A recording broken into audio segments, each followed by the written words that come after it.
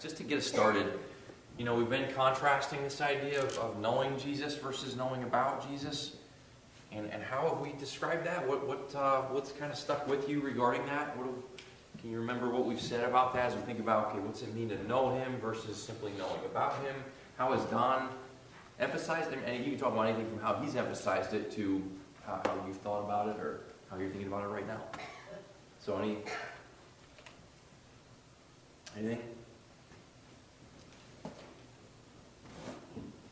Everybody had their coffee this morning? I need mine. I'm tired, groggy. I just need to go first. Go ahead. Like that kid in class. Yeah, put your hand up. So I was thinking back, just real quick, data, Yeah. talking about. And as I've thought about over the weeks, it's almost like, you have this genetic seed that's a tomato seed. And genetically, it is the plant. It's the whole Little tiny. all that data is in that packet. Yeah. But there's a difference between taking that, planting it, and letting it die, grow, produce, right? There's a difference in that, and then going, oh, hey, Greg, here's some tomatoes. And taking those little data packets and thinking I'm going to get life from that little bitty seed. I'm going to ingest this little bitty seed without water, nurture, and really get any sustenance from it. Right. So Great illustration. Yeah. I think that in my own life, looking back at the way I approached my relationship with God, there was dissection of seed. I took the seed and I cut it up. I took the seed and I tried to ingest it. And then just think that's, okay, well, I've ingested it, so everything's cool, rather than allowing that packet to become a plant, fruit, life, sustenance. Yeah. That's a great illustration. If you guys could hear that and follow that of, a little seed of any kind of plant, all the information, so to speak, is there. But for that to actually come to life, there's a process that has to take place, right? And including water and sunlight, things like that, and it grows and matures. And Greg's just saying, hey, for us to think about knowing about Jesus, one of the ways that Don's been framing is just in terms of data. Okay, there's information. And we've said all along, I think we've been clear about consistently saying, hey, it's not that there's not data involved. There is. That's required, necessary. We have a whole book full of words, information right here. So it's not that that's not important, but we're talking about the substance of the relationship, which is served by the information, right? So the information itself is not the point. It gets us to the relationship, to understand and appreciate and experience the relationship. So that's a good illustration of it. Yeah, good. Last point. Yeah. Maybe. Jesus said he searched the scriptures for, but they speak of me.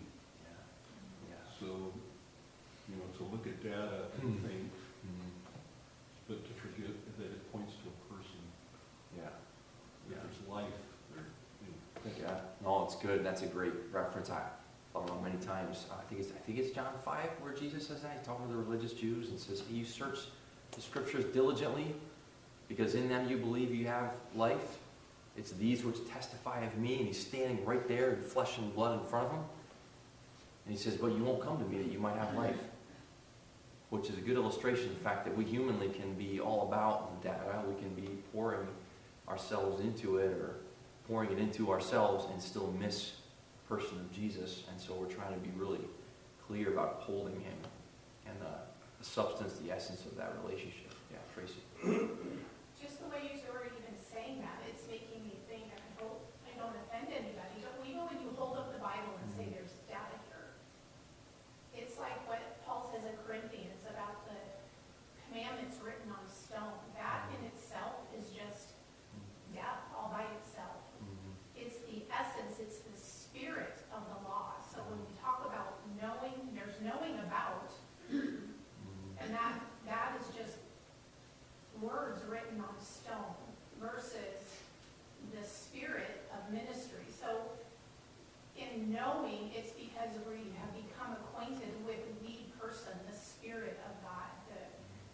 So there's the spirit behind, the essence behind those words. So that seems like a neat distinction too, because I think, again, as Christians, we keep thinking it's somehow up to us to take in the data and then do something. And and I like Greg's analogy, because all of that is God causing the growth. Yeah, He is the one doing all of this. But we kind of, for some weird reason, disregard that and make it about what I've got to do with this data, how I process it. But it's God is a living, breathing person. I mean, he's. Right, I think what Paul said in 1 Corinthians, remember, I planted, Apollos watered, Yeah. but God gave the increase, Yeah. right? Yeah. Which speaks to that same idea. Yeah. You have a God who is active and who is breathing life into people, new birth and life through His Spirit and understanding, illumination. And every time we have Sunday school class or sermon, and we're dependent upon the Spirit of God operative in this world, in us, within us, to illumine our minds to what is true Well, about and did Him. Jesus say it to Matthew, or maybe He said it to multiple people, but what you just said, you didn't realize that on your own. God revealed Yeah, that to right. you. Yeah. He said it, I think, to Peter. Yeah, blessed are you, Peter. Flesh and blood didn't reveal that to you, but Yes. my Father who is in heaven revealed that to you.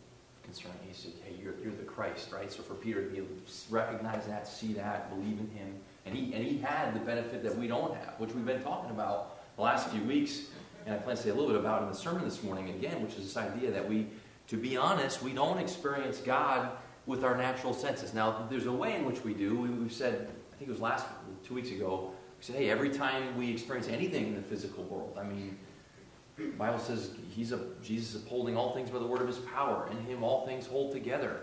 So whether it's morning breakfast or sitting there in the pew and just having your weight resting on that piece of furniture, all that is God, Christ in and around, sort of in a sense, sort of giving to you. You're experiencing Him in that regard. But in terms of a relationship, when we think of knowing someone, my relationship with Greg, I can see him and talk to him. We talk on the phone. We get together from time to time. I don't have that luxury with the person of Jesus. I don't know Him in that sense. And this is where we're going to go today, is that even though that's true, and we don't experience Him with our natural senses, seeing, hearing, touching, so on and so forth, where we see the Bible pointing us to is to our mind, okay? So all this, in terms of this knowing, which involves both this and this, the information, the data, and the relationship, it takes place in the mind, right? So we're going to talk about this idea of knowing a little bit. This is something that Jill and Ronnie and Tracy and I have been talking about the last couple of weeks, among other topics as well. But this one, just, hey, knowing God, but then also kind of backing up and saying, wait a minute, what is the Bible saying when it uses even this terminology, these specific words? What do we see? And there's some great things we see that we're looking at in Sunday school and in the sermon as well in Exodus. But in Sunday school, I want you to turn to Romans 1, first of all. Romans 1. What I did was we talked about a couple different words. In the New Testament, there's a couple Greek words that are translated to know. And then in the Old Testament, there's more than one word, but we looked at one in particular that's the most often used and most relevant for our context. And so in the New Testament, I was poking around a little bit after those conversations, looking at this word for know, and sort of helped me understand what it means to know Him, and along with that, why it's so valuable, why it's such a gift to know Him. And it was really, really encouraging to me. So the word to know has to do with knowing. It can be knowing information, okay? But it's often also used in terms of knowing someone relationally, knowing something experientially. So there's a mental aspect to it, but it also it's a mental knowledge that relates to what's observed or what's experienced. Okay, so that's kind of the flavor of the term, and the word. Some of you have done some Greek studies, or you've looked at the original language a little bit. It's the word gnosko. That's the verb. Okay, and then there's a noun, gnosis, and you've probably heard of like the Gnostics, right? You've heard of the Gnostics from those days, so that's derived from that same root, and it has to do with those who kind of believe they have a special knowledge. It has to do with their knowledge. When someone says they're agnostic today, I mean, what's that mean? When someone says, "Oh, I'm agnostic," That they don't believe. well, they don't believe, but they would say, "Well, I'm not. I wouldn't call myself an atheist." An atheist would say, "There's no God." Atheist, right? No God. Agnostic would say, "Well, I'm basically claiming I don't know, can't know." So again, it's that same, derived from that same root. Okay.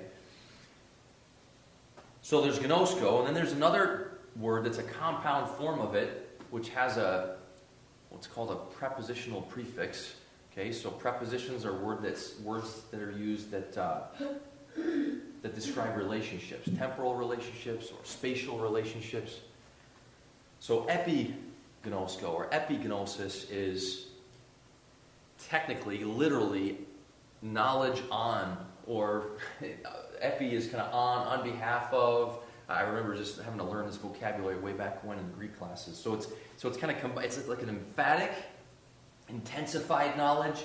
And if you look in the different Greek dictionaries, it'll say, hey, to know entirely, to know completely, to know fully. So it's an intensified knowledge. Okay, that'll become important here in just a minute. But I just want to kind of give you the terminology at first. All right, and then we're going to look at Romans 1 here.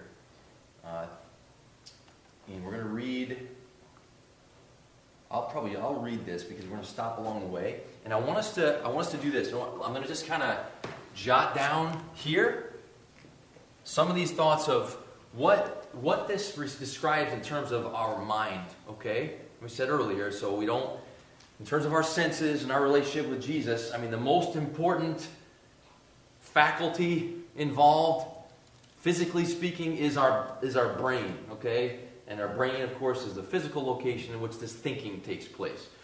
So here's what the Bible says about our mind in terms of knowing God. So start at verse 16. Like I said, I'll read it and I'll just make some stops along the way. And I'm just going to focus in. There's a whole bunch of language here that relates to knowing. A lot of synonyms are used and other terms that still relate to this idea of knowing in the mind. But I'm just going to focus in on these forms of this gnosko word, all right? Just for fun and to kind of keep it simpler. All right, so it says, "For I am not ashamed of the gospel, for it is the power of God for salvation to everyone who believes, to the Jew first, and also to the Greek. For in it the righteousness of God is revealed from faith to faith, as it is written, but the righteous man shall live by faith. For the wrath of God is revealed from heaven against all ungodliness and unrighteousness of men who suppress the truth in unrighteousness. Because that which is known about God is evident within them, for God made it evident to them."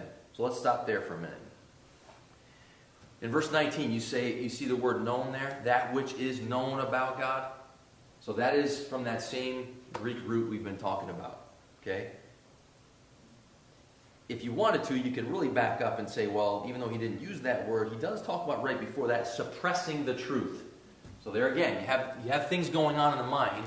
And so let's just for now jot down what's in verse 16. That which is known about God is evident. Okay?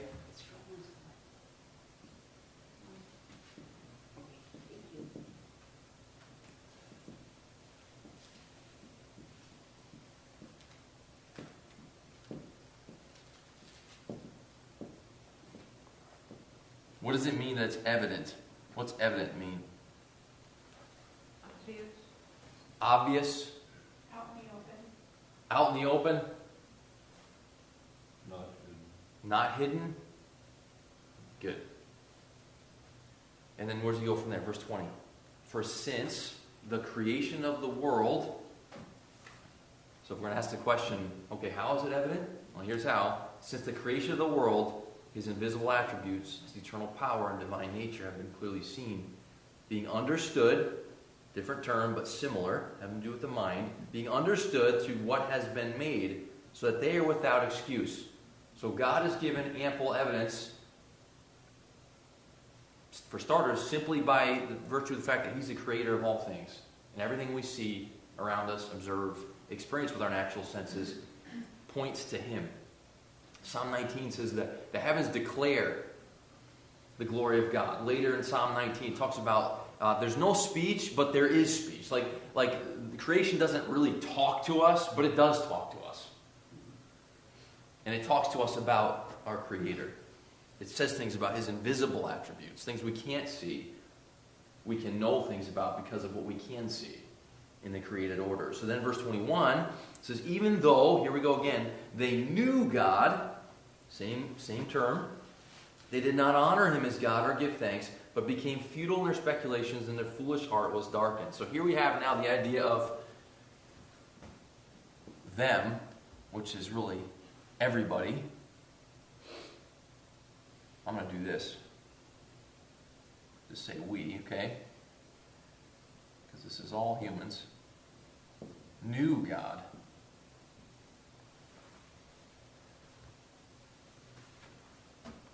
But did not what?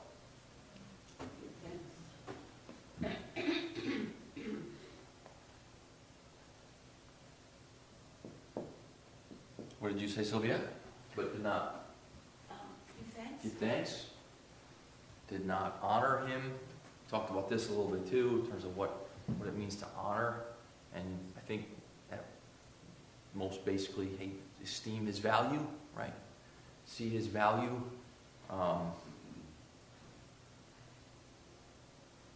Knew God. So already we're talking about human minds. There's certain things that are evident. God has made himself known. We knew him.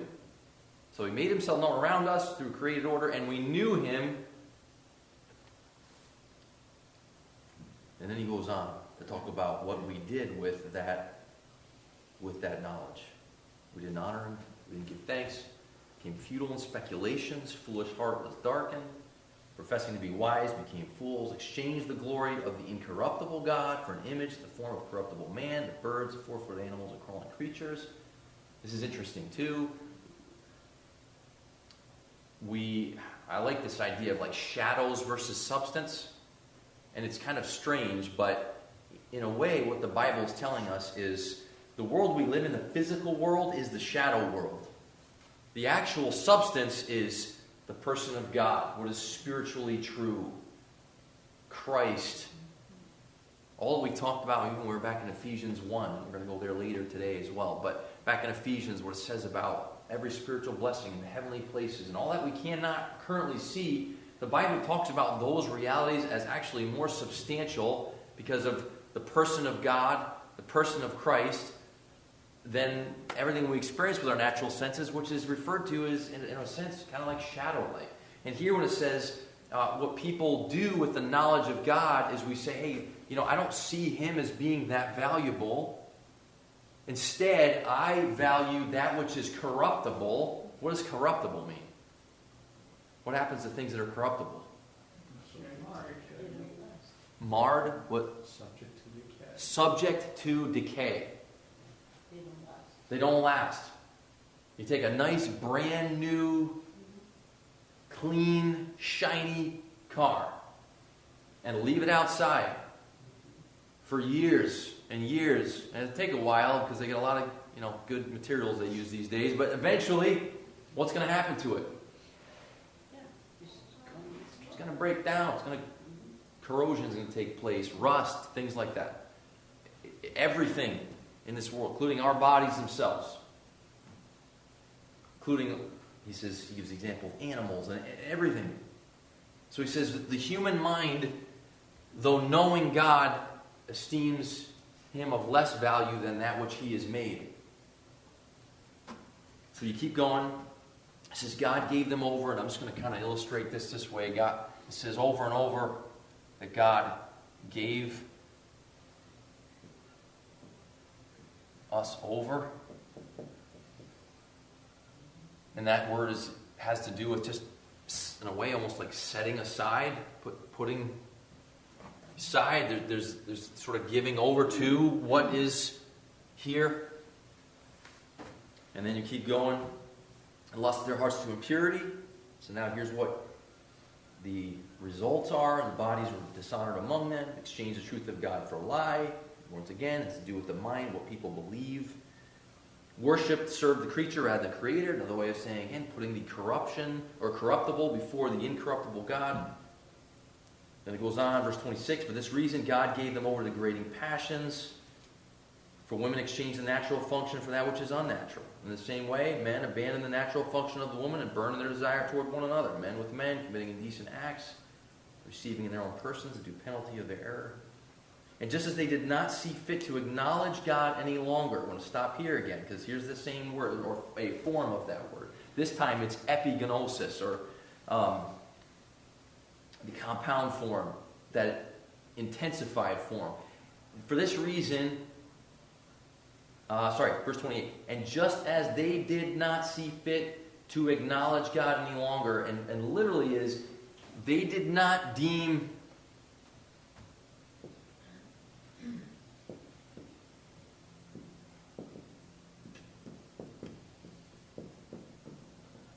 the knowledge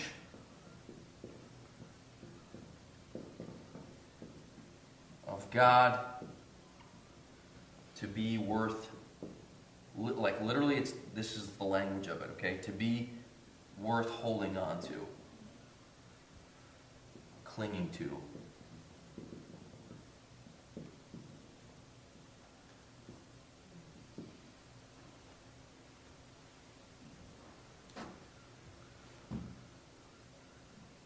And therefore God gave them over to a depraved mind. There's that idea of God, again, handing over to a depraved mind. And then he goes on to say, to do things which are not proper, filled with all unrighteousness. Filled with, biblically speaking, has the idea of being controlled by. You know, Ephesians 5:18 says, don't be drunk with wine, but be, what? Filled with the Spirit. It's to do with the influence of it. Being more or less controlled by the Spirit. We say now, with this mind, having been turned over, filled with, controlled by the various and sundry expressions of unrighteousness, that which is not right, or that which is not fitting for a creature living under the Creator. Now, all these expressions of perversion, driven by these impure lusts, these degrading passions, all of it now just degrades. And he's about to say, ultimately, it points to death. So keep going. And he gives examples. Wickedness, greed, evil, full of envy, murder, strife, deceit, malice, gossip, slander, haters of God, insolence, arrogance, boastfulness, evil inventions, disobedient to parents, without understanding, untrustworthy, unloving, unmerciful. And although they knew, verse 32, another form of that same word, epigenos, although they, actually it's no, sorry, present tense, although they know the ordinance of God, that those who practice such things are worthy of death, they not only do the same, but give hearty approval to those who practice them. So this is the last time that word's used here in chapter 1.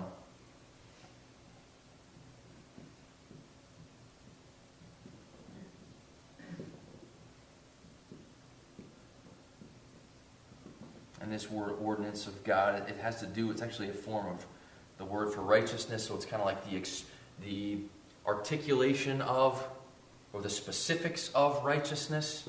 Though knowing all of that in connection with the Creator,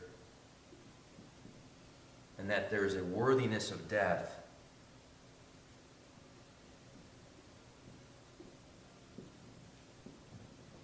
still there's a commitment to this way.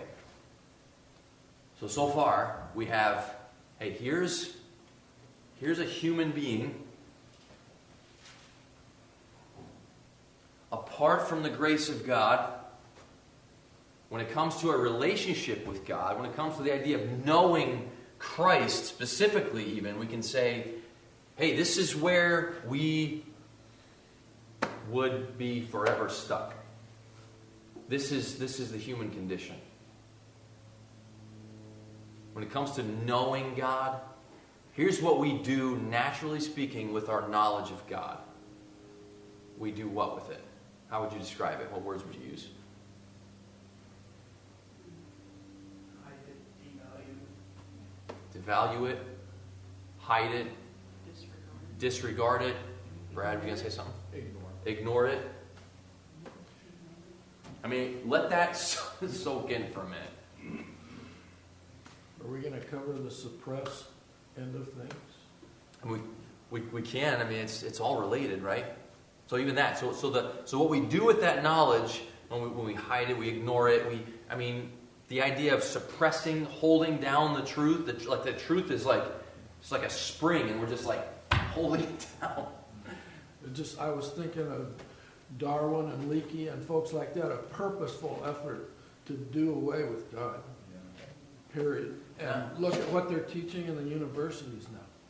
Yeah, that's true. That's their They're version. poisoning minds of whole generations against God purposefully. Well, that's their version. But even before Darwin ever came along, Oh yeah. going all the way back to Adam and Eve, Right. there's right. a gazillion different ways to Absolutely. do it, right? But it's all true, and the threat to us is the fact that every brain represented in this room. How many people are in here? There's gray matter inside all your heads, I'm pretty sure. Every brain represented in this room, God says this is what's true of all of us. Apart from God's rescuing grace and pursuit, this is what is true of the human mind. So just let that soak in for a minute. Great, go ahead. I think the thing that stabs me right now, because I look at this how I would have once read it, and I kind of skip over. Yeah, they do this, they do that, they're raw bakes, you can't trust anyone. Right? But then I hear words like, that basically brings me down to this foundational word, apathy.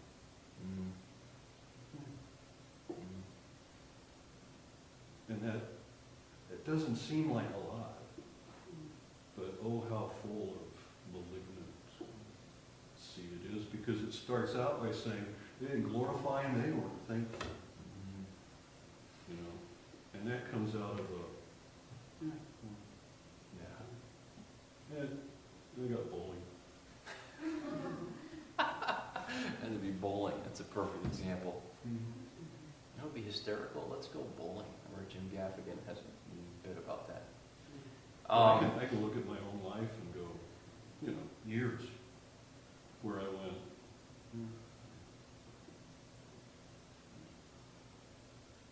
It's going to be, when we go into Exodus for the sermon, there's a great passage in there that we're going to look at where Moses is interacting with God. And just illustrates that saying, whatever. It's, no,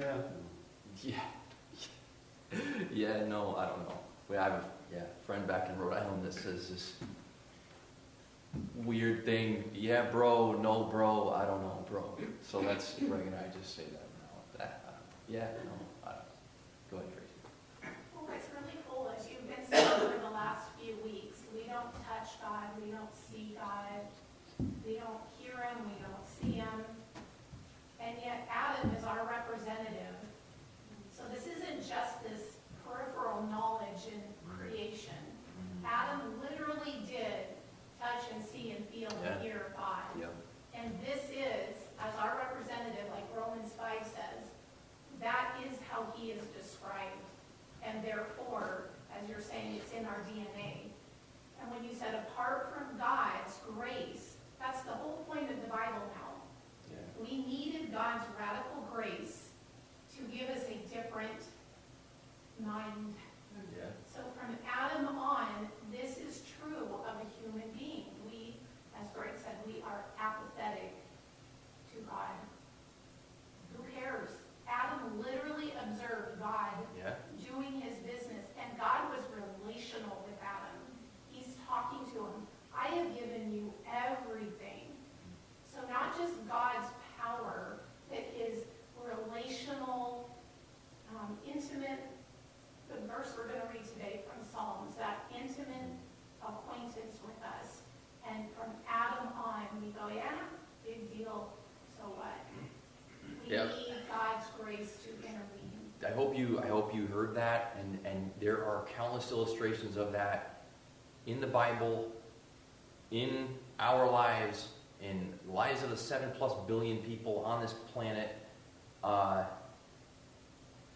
It's so true, because we say, hey, it would be neat to see God, to have a relationship in that way physically, and yet all the people who did still, Well, we'll see examples of it. I mean, Jesus said, hey, look.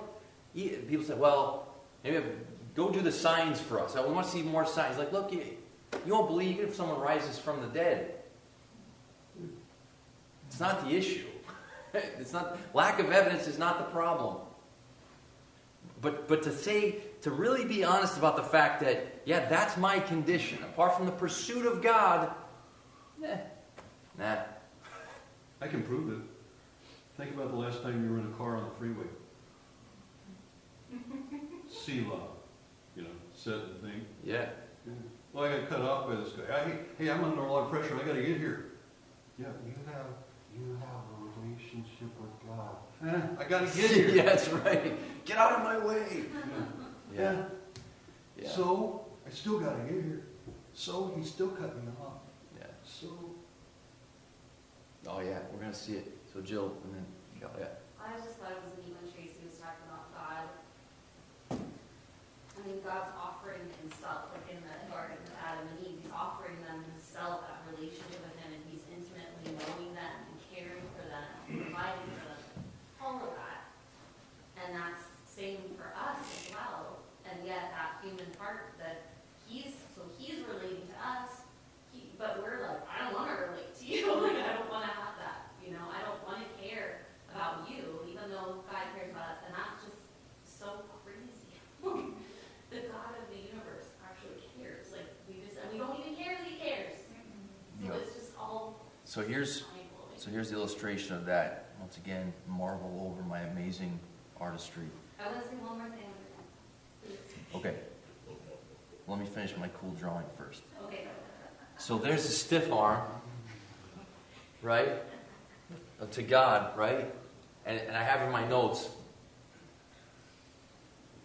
So this is where the significance of the person of Jesus and knowing Jesus becomes explosively significant. Is we usher God out of our minds, stiff arm, and Jesus is God ushering himself back into our minds. It's God's pursuit of us despite the stiff arm. Right? So go ahead. I was just thinking about how, for me, relationally, and Juliana is not even a teenager yet, but in particular, sometimes I feel like she's doing that to me, right? The stiff arm, like, Mom, you're encroaching, like, I need some independence here, whatever. And how I'll take that personally, and it really hurts my feelings. And just to think, like, that tiny little bit of going to realize that. Do you know what I mean? And the heart of God, that he's like that. That he's not hardened toward us. That's what they Aloof, and like that he continues in Christ pursuing, and to the point of death. And he's just awesome. Kel, your hand was up earlier too. Oh, I was just thinking about, like, through all of this, it was making me think of the Israelites too, like in the wilderness. And time after time after time, they are seeing God come through and deliver them in the most amazing, miraculous ways that you cannot deny that it's God. And yet, not trusting, not, believing themselves to be more wise, that we should go back to Egypt, not trusting that God is wiser than they. And I see that in my own life as well, constantly, like God coming through over and over and over again, and yet me still trusting in my own wisdom and becoming a fool in that. And just denying not just his power, but the relationship. That, his heart, that he loves me more than I love me. He loves my kids more than I love my kids. And that trust factor, and trusting in his sovereignty rather than my there's a sense in which, I don't know who just said it, but the heart of God, I think several of you said it. The embodiment, the flesh and blood, living color embodiment of that heart on display is seen nowhere more clearly than in the person and work of Jesus coming. So here's a God from beginning, in the garden. I mean, who's pursuing who there? God's coming for us.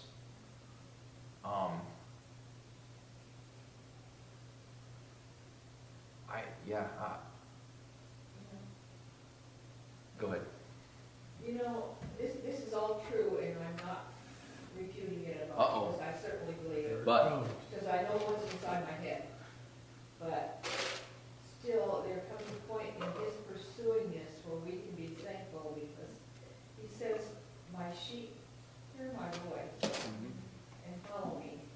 And it's something that, a sweet thing that he brings us to, where we're not always just devoid of any contact with him because of the hardness of our heart, which is definitely there, which I can attest to because of what's inside me. But see, here's what I'd say. I agree with you 100%, and I would say, and that's why when we talk about this, so let's isolate this reality right here. This is what we're looking at right now.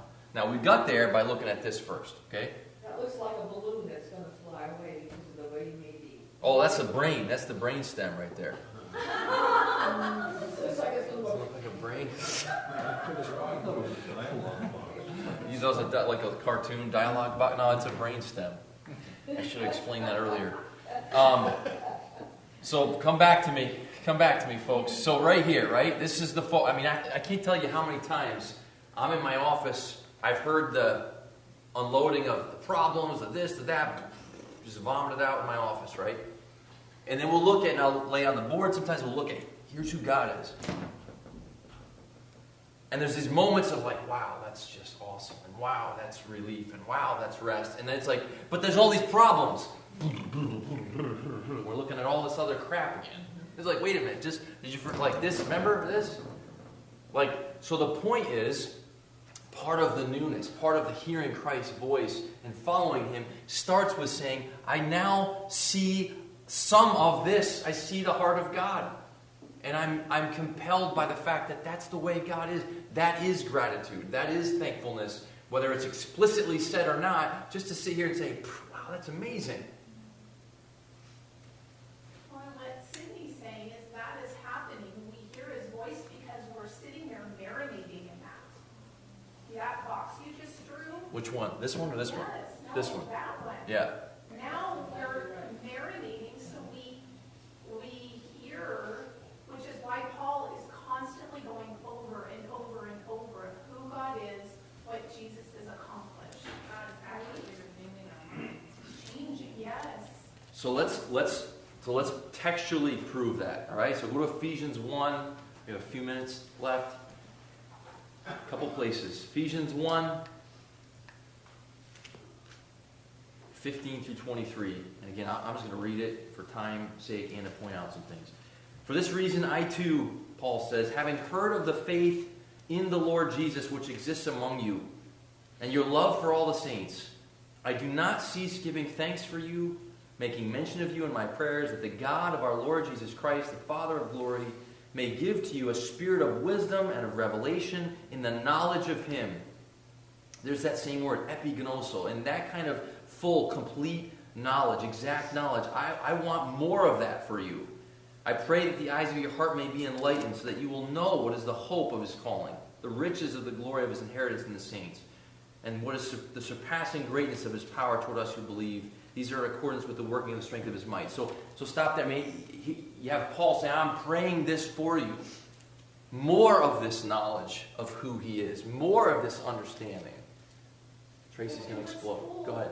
Sorry, but he's even praying that we continue to grow in our estimation of this God, right? So this knowledge, if our problem is we don't value God, and he's praying that we grow, that our estimation, our value Yeah, and so Colossians 1, Right. jump over there. For this reason also, since the day we heard of it, similar, Paul now talking about his prayer for the Colossians, just like the prayer for the Ephesians. We've not ceased to pray for you, ask you may be filled with the knowledge of his will and all spiritual wisdom and understanding. Epignosko. Knowledge of his will. Verse 10, so that you will walk in a manner worthy of the Lord, to please him in all respects, bearing fruit in every good work and increasing in the knowledge of God. And Paul, the sandwich between knowledge of God, epignosis, and epignosis is this works, lifestyle, fruitfulness. Where does that come from? It comes from a knowledge of God, the heart of God on display in Christ. The mind, salvation is, in a very real sense, the rescue of the mind. It's God's invasion of the mind. When we find ourselves stuck in anxiety and fear and greed and lust and unforgiveness and bitterness and whatever else it is, beneath all that is this junk. The fallenness, the fleshly mind that says, knowledge of God, And God's the invasion of salvation and rescue. It says, you've been rescued by Christ, and now I'm redeeming and rescuing your mind. According to what is true, and so Paul's praying, this is what I want people to know. And this has shaped my prayer life as, again, I meet with people, counseling people, church people, outside the church people. It's not some great prayer warrior with like callous knees thing. It's like when these people come to mind, it's just like, God, help them to see, because they're stuck. They're stucker than stuck right now. Help them to see what's true. Just like I need when I'm stucker than stuck in my life. And it all goes back to this blindness to and need for the illumination of God to reveal to us the heart of God, to see the goodness of God, to interpret my life according to the goodness of God versus my typical way of interpreting my life. It was talked about earlier, this idea of thankfulness several times. And it's really, gosh, I'm still the cynical, negative Rhode Islander guy. This feisty, angry, irritable Rhode Islander guy. That part of me still, and that doesn't fit with a good God who loves me, who's done so many things for me, who's revealed himself to me and rescued me and blessed me in countless ways. It just doesn't fit, but it's that hanging on of that flesh. And so what I need, same thing you need, more understanding, clarity regarding the knowledge of God, knowing him. This is what it means to know him. That's what it means to relate to him. It doesn't have to be, I emailed Jack and Tracy both of you this morning. I think we could put it up. We don't need to put it up. But I had this picture. I was in a church recently at a function for one of my kids, and there was this painting, mural kind of on the wall. I sent you this picture. I think I sent it to you too. There was this kind of creepy looking Jesus picture. It was like the creepiest looking Jesus I've ever seen. And he looked whiter than, like he's the most Caucasian looking / creepy looking Jesus you've ever seen in your life. And so we talk about knowing Jesus. Come up to me later. I'll show you on my phone. I don't know. Sometimes I hear, and I even hear stuff that comes out of my own mouth, and I picture pictures like that. It's like, is that the point of knowing Jesus? Is like images like that and the lucky rabbit's foot thing we talked about a few weeks ago? No, it's the realities of life, the fallenness of the mind, the rescue of God, the pursuit of God, the pursuing heart of God. So I'm gonna go here real quick. We got 2 more places to go, and then we're gonna close. So in my project, which is all about this sort of theology of marriage, right, for school, and this may seem even a little bit weird, but I'm gonna tell you anyway. I always thought it was odd that God uses the illustration of Christ and the church, Christ being the bridegroom and the church being the bride. And there's a sense in which we are the female kind of participant in that, all of us as a church, and he's the male participant. And even the idea of sexuality and the union of sexuality is a picture of God bonding himself to us, which again, if you think about it, it is odd, okay? It's odd, but purposeful and magnificent when you can see it, I think, in light of what God's really communicating. So you think about a human relationship, just a physical relationship, just the mechanics physically of male-female relationship. Who's the pursuer? The male is the pursuer, right? The male is the pursuer, and the pleasure is greater when the one being pleased is to an extreme, okay? And the greatest delight is in the pleasure of that.